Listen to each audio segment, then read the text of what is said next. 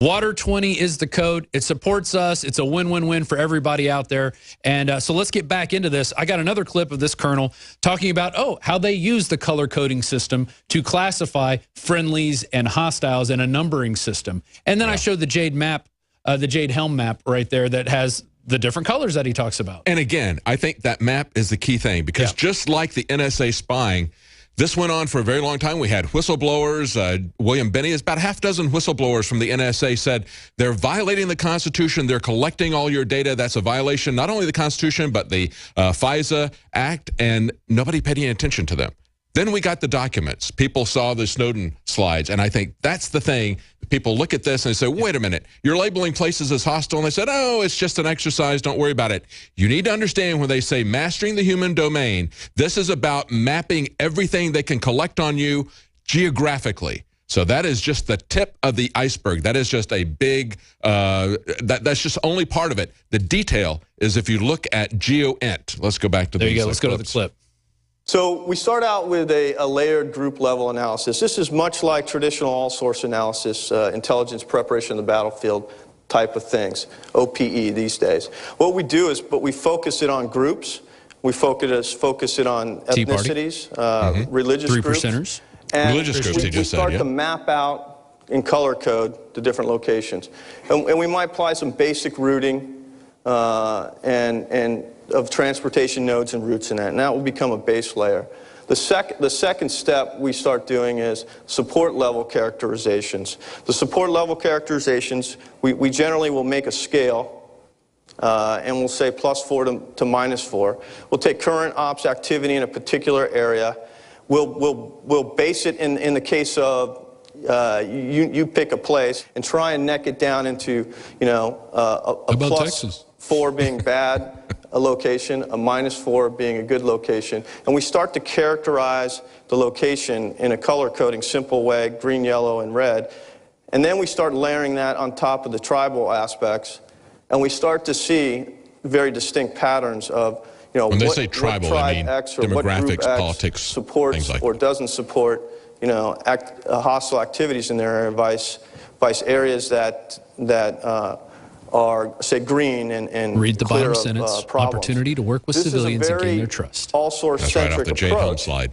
But often, up until maybe the last 5 or 10 years in the current fight, we have not really done a very good job of making the cultural aspects really relevant in everyday intelligence analysis. The next step you would take is to dive into each of those areas and do a deep dive and start focusing on the key leaders, tribal chiefs, and then specific locations, in the example I'm using, city commission, law to enforcement. start to understand patterns of movement. Who's going to work with us? Who is it? In a multi-int focus to understand what's going on the ground, where are the key locations, multi-intelligence, doing things like multi-layers. cross-surface analysis to understand time, distance, travel within that group, and understand what's normal activity for the particular ethnic group or location of individuals within that region. And so you now know what's normal activity, and then you can follow the activity. When did the militias go out in March? Collection methods and sensors to get to what is not normal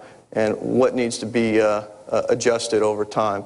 So he's talking about it from their standpoint of this is how we do it in Afghanistan, Iraq, and Somalia and other places.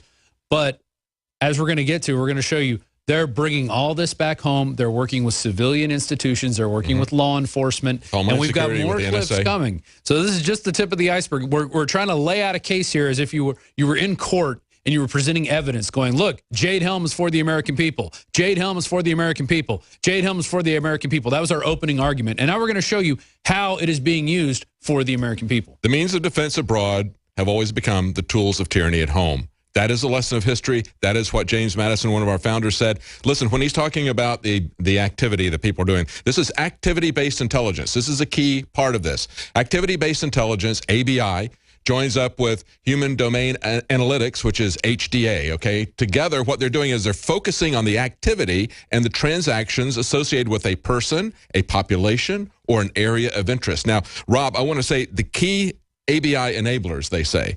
This is a quote from the organization U.S. Geospatial Intelligence Foundation. This is kind of a trade organization for GeoInt. They say that first, there are searchable databases that we need to get activity-based intelligence data. These must include the human domain data, which is frequently sequestered behind law enforcement or privacy rules. Policy must also extend to permitting the exploitation of the vast amount of information that is in these unclassified public areas. In other words, we need to change the laws, we need to change the policies so that we can legally get to that. Of course, they're going to do it anyway. Whether or not they have the legal authority to do it, we know that the NSA... They always do it after the fact. That's right. But they're going to try to cover themselves. That's why when you see these documents that were put out 2, 3, 5 years ago, they've been creating that infrastructure, that legal infrastructure. They've been creating that technical infrastructure. Now they are physically training the boots on the ground to put all this stuff together, see how it works out. That's why you see them picking up people in Fort Lauderdale in the middle of the night, marching them into white vans, driving them off. Now, they also say this: the rapidly approaching cloud architectures used by industry and government lend themselves well to storage and processing of immense quantities of information. Enabling the data in the cloud requires all data have associated metadata that is tagged. Okay, what's been the big fight with the NSA? Metadata. Okay, hey, it's just metadata. We can't get anything out of the metadata. Now, William Binney came on here and said, metadata, I can find out everything about you with metadata. That's what they're saying with the, mastering the human domain, is getting your metadata tags that is searchable and accessible by the analysts who can get this stuff off of the cloud, off of social media. And that's on the technological standpoint. Now, I got an article here. Brigade Homeland Tour starts October 1st. If you guys could go to this shot here. The 3rd Infantry Division's 1st Brigade Combat Group has spent 35 of the last 60 months in Iraq patrolling in full battle rattle, helping to restore essential services and escorting supply convoys. Now they're training for the same mission with a twist at home.